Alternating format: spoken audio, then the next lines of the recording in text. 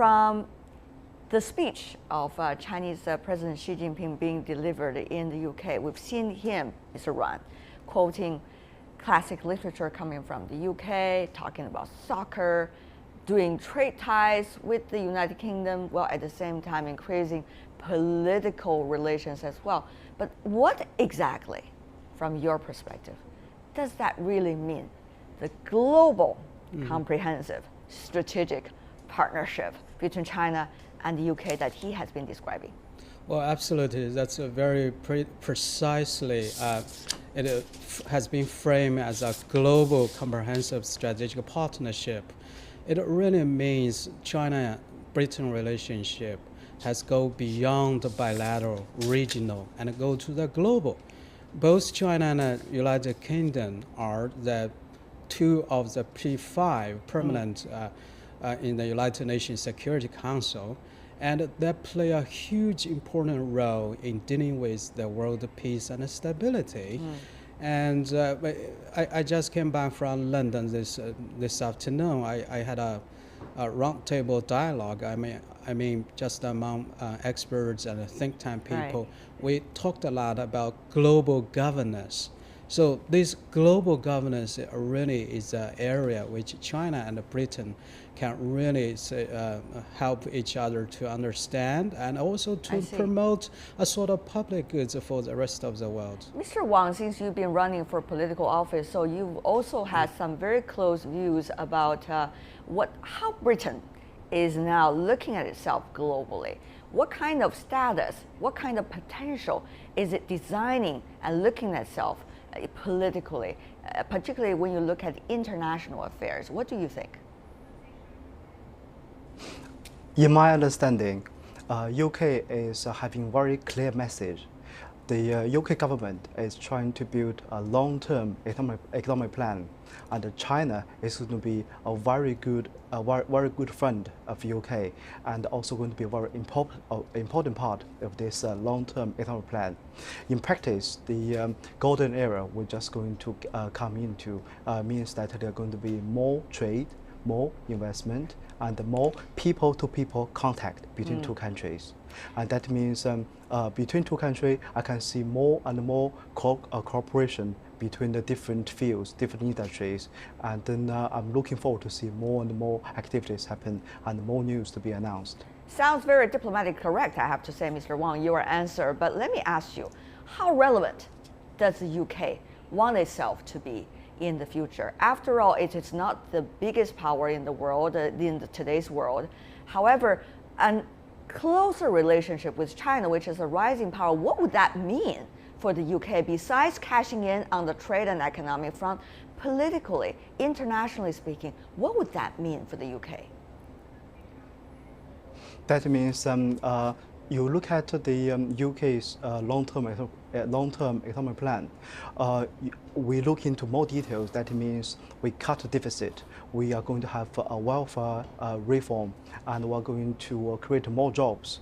And to have China as a very important partner in this journey, that means Chinese investment are going to come to UK, and the UK is going to provide the platform and the context in the international stage, and that means two countries will grow together.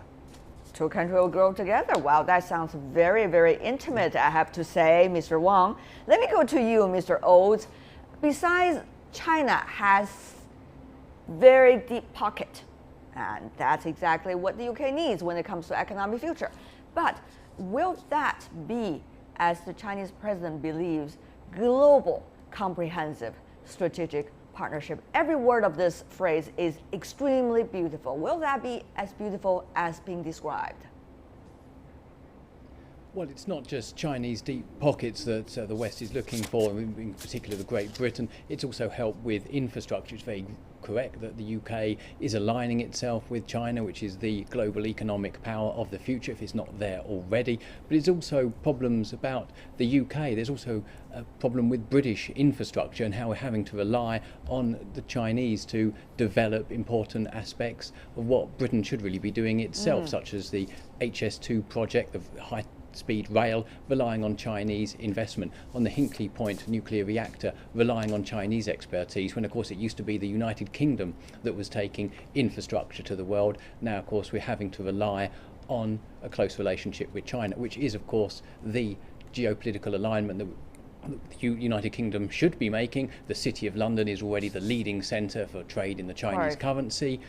We're supporting the Asian Infrastructure Investment Bank, but really there are problems within the UK itself, and the fact that we're having to rely on the Chinese shows that there are problems within the United Kingdom itself. So really it's a sign of Britain's outward-looking economic development. It's a sign of our confidence in the world, and Britain can have a role in forming alliances with countries such as China, but also problems to do with our own self-confidence, that we can't do a lot of things ourselves that we do need to get done. Mr. Ran, of course, Mr. O is already using a very interesting word, alliance with China, even though I'm not sure whether China is looking at it as an alliance or others are looking at this relationship as alliance. But let me ask you this. There are some interesting comparisons people have been making, Mr. Ran, between the relations China is having with the United States and China is having with the UK. In the US case, you are more an international expert than I am, of course. You know that very well that China and US do not necessarily agree on everything, but they have to work together because peace of the world really depends on that. And then here's the relation between China and the UK. It seems that the trade and economic ties are extremely intimate, and yet the political contents seem to be not necessarily catching up. So are we trying to create the other camp, which is the contents of political relations, to, in a way, running up to the already extremely rich possibility for economic and trade? Will they be able to match up in a way? Well, that's a pretty good question. And be very honest, even China's relationship with Britain, we don't see everything eye to eye with each other, and but the point is we agree to disagree on some aspect. But the key actually for both China and Britain at this moment is we want to enlarge, expand our cooperation. This cooperation will surely benefit not only to the two people, but the two regions and also to the world. So that's why the global, this word has been used repeatedly. And for example, let me give you one thing, that is the climate change. Today we all confront a huge challenge for not only China and Britain, but also the whole world. So how to address these problems? Everybody has a stake in that. And also in December, for example, in Paris, there will be a huge meeting on this climate change conference. And China, also China and the UK, we issued a joint statement last year and pledged to work together in confront this kind of challenge. So we do have a lot to offer to each other. Right. By the way, also UK has been an empire for a long time, 100 years. So it has a rich experience in dealing with many of the global issues. Of course, on the other hand, China is a rising superpower framed by some other British people. And so these two countries can work together and bring the goods to the rest of the world. I think that is also people anticipating. Mr. O's earlier raised an interesting question. He talked about the fact about the level of self-confidence of the UK today, and that is contributing to its necessity, as they sees it, to have a closer relationship with China. You've been serving, sir, Mr. Ran, in the UK as the first secretary in the Chinese embassy to the UK. What is your judgment of the current level of so-called self-confidence and the necessity, do you think, that the UK is seeing in having a certain kind of close relations with China, even though the two countries do not, as you said, seeing eye to eye on issues, on some issues at least? Well, I think it's very interesting when I talk to some of my British friends. Let's say before Britain's announcement to join the AIIB initiative by China, some people complained that Britain did not have much foreign policy. But when Britain vowed to join this AIIB, then all of a sudden they found that Britain has too much foreign policy. So that means the kind of confidence, and also they are pretty much independent in judging their national interest where it goes. And I think the other thing also very important, we have to understand that Britain now is recalibrating its orientation. First of all, not long ago, the Britain itself has a kind of referendum, and this Cameron government say they will hold probably next year or early 2017 will have a referendum about a key issue, that's Britain's relationship with the EU. So there is a kind of phrase called the Brexit, the possibility. So Britain does have a problem with the European Union. So at this moment, it's extremely important and crucial for Britain to forge a closer tie with China, a rising power. Right. So I think we have to put all this into consideration. I see. I see. Very important points. Let me go back to you, Mr. Oates, about some of the points raised by Mr. Ran here in Beijing. For example, about AIIB. What would be the role of the UK within the AIIB?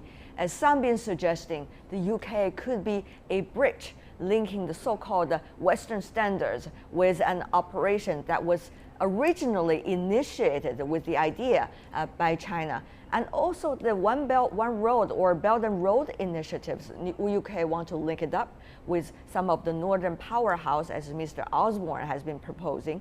But how does that work is still unknown. So at this moment, are we seeing only the rhetoric stage rather than implementation stage? How long it will be for us to move from this stage to the next one, Mr. Oates? Well, Great Britain, the United Kingdom, has already been very bold in taking a share within the AIIB.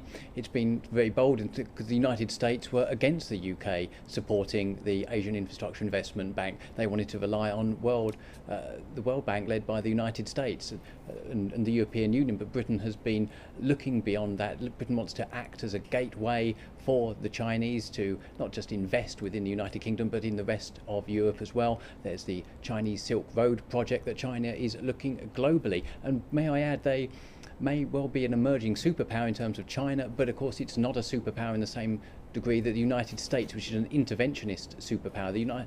China does not want to get involved in the foreign policy of sovereign nations. They're looking for economic investment, and this is something that the United Kingdom should welcome.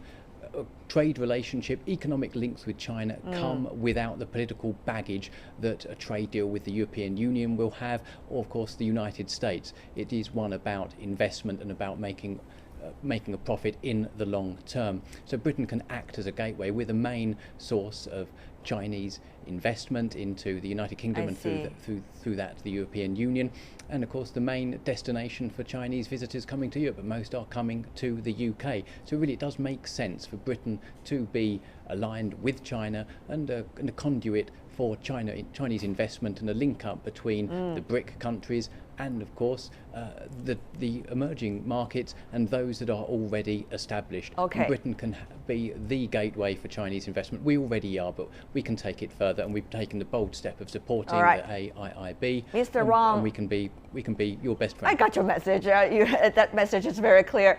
Mr. Wang, having said that though, what do you think about the Britain's system to implement some of the policies it has in mind with China? We talk about Belt and Road initiatives, we talk about the AIIB. After all, ideologies are very different, and the European countries has a long tradition of focusing on ideological issues. Will at times this issue pop up as the most difficult challenge facing the UK in implementing some of the original thoughts? Mr. Wang. What I believe is, let's look at what happens in two countries. Of course, they are very different, but look at what are the same factors. UK has the best economy in the West development world last year in terms of GDP growth, in terms of economic development. And let's also look at China during the last 20 years. The growth, the GDP growth, the economic growth is one of the best in the developing countries. So both countries are having their momentum and try to keep this momentum to continue to grow. In this case, it is in two countries' interest, but in their both interest to actually cooperate together. And let's look at what has been done so far. There are so many new projects, corporations, partnerships being announced. That means, for example, what I read in the news today is the tourism visa. From next January onwards, the tourist visa is going to be extended to 2 years rather than the current 6 months. That means more Chinese visitors are welcomed to come to UK. And bear in mind that the Chinese tourism bring £500 million a year to the UK tourism industry. I see. And every 22 new Chinese visitors is going to create one new job in UK.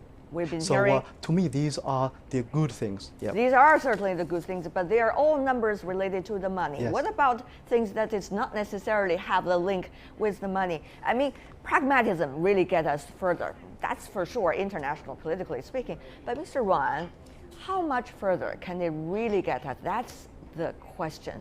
And how much will pragmatism, especially from the UK side, get itself in the world of the developed economies or the so-called Western countries?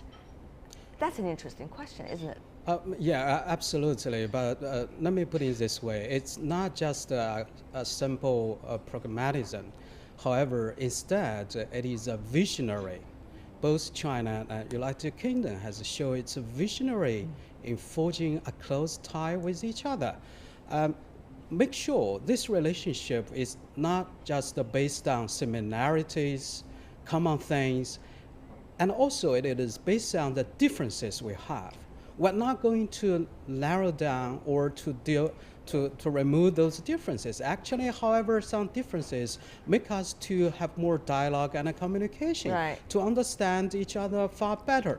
The point here actually is how to enlarge the common interest or the shared interest at this moment. Let me put it this way. Now, the world economy, the whole situation is confronting the downward pressure. Nobody is exception. China, Britain, and others as well. So it is so important for China and Britain to join hands with each other and to have a better perspective of our relationship. Secondly, and China and Britain, and we have been now working with each other on many other issues. Right. Now, the point is, it seems we rediscover each other. For example, just now we spent some time on discussing the AIIB issue. Of course, China initiated this. Britain has jumping on the board. And look, the advantage of this cooperation already display when US and Japan, on the other hand, that dismiss the AIIB, you don't have a much high so-called international standard, so they worry about that. You may undermine the current other World Bank and the ADB. However, the Britain said, as long as I join AIIB, I'm going to guarantee it will have a world standard. Right. Because how could Britain join an organization with they don't have much higher standard? Yes, indeed. Before we go, we want to also have some words from Mr. Oz. Of course, Britain wanted to be this bridge, as itself claims, between China and also the developed economies, between China and also the Western world. But is the UK, do you think, with the kind of quality it has, be able to do that and also earn credibilities from both sides? Briefly from you, Mr. Oz. Well, in some degrees, we already are, in that the City of London, Europe's leading financial centre, is the leading centre for the trade in Chinese currency on the international markets. So Britain is already taking on that role. Currently, we are restricted in terms of the trade policies and investment policies that we do have, because as a member of the European Union, we can't really determine our own trade policies. They're decided by the European Commission and, of course, approved by the heads of government of the European Union and various ministers within the EU. So Britain is restricted, but there is this groundswell of opinion that is beginning to enter the belief of the British government is that we do need to be looking beyond the European Union, is that the European Union is a declining market in terms of the global share of GDP, I see. and countries such as China are the future, and that's where we have to be reorientating the UK and looking beyond Europe to, of course, countries such as China that are already established. Robert Oates, Wan Zongze, and Wang Xingang. Thank you so much, gentlemen, for being with us.